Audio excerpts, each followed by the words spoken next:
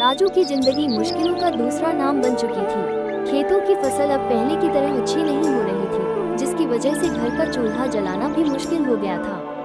गरीबी ने उसके सपनों को तोड़कर चकनाचूर कर दिया था और हर दिन उसकी जिंदगी में नई परीक्षा लेकर आता था।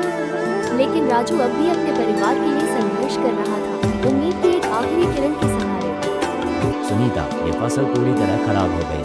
अब क्या करेंगे? घर में अनाज का एक दाना तक नहीं बचा। बेटा भूखा है और मैं उसकी तरफ देखने की भी हिम्मत नहीं जुटा पा रही। रमेश, इस तरह खुद को मत तोड़ो। मैं जानती हूँ कि हालात मुश्किल हैं, लेकिन हमें एक दूसरे का सहारा बनना होगा। हमें किसी न किसी तरह कोई रास्ता निकालना होगा।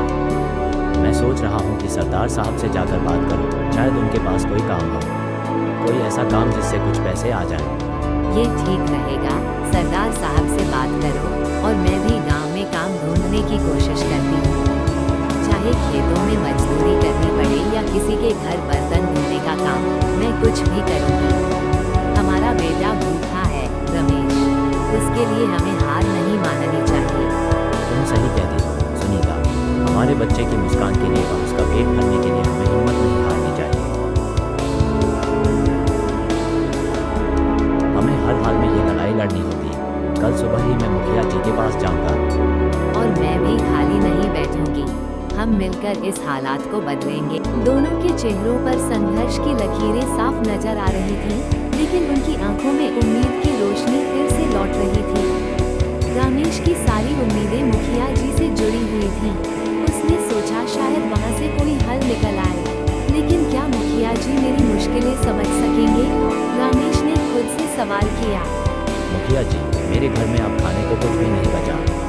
इस बार फसल पूरी तरह से तबाह हो गई। मैं बहुत परेशान हूँ। आपसे एक मदद चाहिए। मुझे कोई काम दे दीजिए। मेरे परिवार का पेट पालने के लिए कुछ तो करना पड़ेगा। रमेश, काम तो मैं दे सकता हूँ, लेकिन ये जान लो कि अगर मेहनत से पीछे हटे तो मैं बर्दाश्त नहीं करूँगा। दिन रात मेहनत करनी पड़ेगी। क्या तुम में इतनी हिम्मत है? मुखिया जी, मैं हर तरह की मेहनत के लिए तैयार हूँ। बस मेरे बेटे को भूखा सोने से बचा लीजिए। अगर आपके दिए हुए काम से मेरे घर का चूल्हा जल जाए तो इससे बड़ी राहत मेरे लिए कुछ नहीं होगी। ठीक है, कल से मेरे खेत पर काम शुरू करो, लेकिन याद रखना तुम्हारी हर गलती का हिसाब होगा। ये काम तुम्हारी ईमानदारी और मेहनत का इम्तिहान होगा। शुक्रिया मुखिया जी, मैं आपका भरोसा नहीं तोड़ूंगा। आप देखेंगे कि मैं अपना काम पूरी ईमानदारी और मेहनत से करूंगा। रमेश की जिंदगी में एक नई उम्मीद जागी थी, लेकिन क्या ये छोटा सा सहारा उसकी बड़ी समस्याओं का हल बन सकेगा, या किस्मत ने उसके लिए कुछ और ही तय कर रखा है? जब हालात इंसान को मजबूर कर देते हैं, तो वह अपनी हिम्मत और आत्मसम्मान दोनों को दांव पर लगाने के लिए तैयार हो जाता है। रमेश की तरह उसकी पत्नी सुनीता ने भी ठान लिया कि वो अपने परिवार के लिए कुछ कि अगर नाकाम हो गया तो क्या होगा? डर तो हमेशा रहता है रमेश, लेकिन मैंने एक बात सीखी है, मेहनत कभी बेकार नहीं जाती और सबसे जरूरी है भरोसा।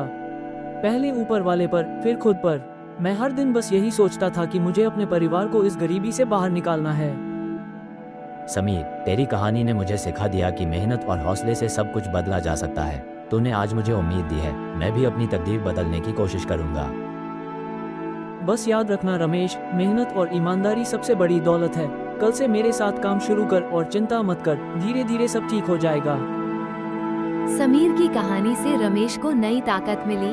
उसने पक्का इरादा कर लिया कि चाहे जो भी हो, वह अपने हालात बदलने के लिए पूरी मेहनत करेगा। समीर के साथ काम करते हुए रमेश की जिंदगी आहिस्ता आहिस्ता सही राह पर आना शुरू हो गई। उसने मेहनत और ईमानदारी से न केवल खुद को संभाला, बल्कि अपने परिवार के लिए एक बेहतर जीवन भी बनाया। उसकी पत्नी सोनिता के चेहरे पर अब हमेशा मुस्कान रहती थी और उनका बेटा भी खुशी खुशी अपने बचपन के दिन बिताने लगा। रमेश ने सीखा कि मुसीबतें चाहे जितनी बड़ी क्यों न हो, मेहनत और उम्मीद से हर रुकावट को पार किया जा सकता है।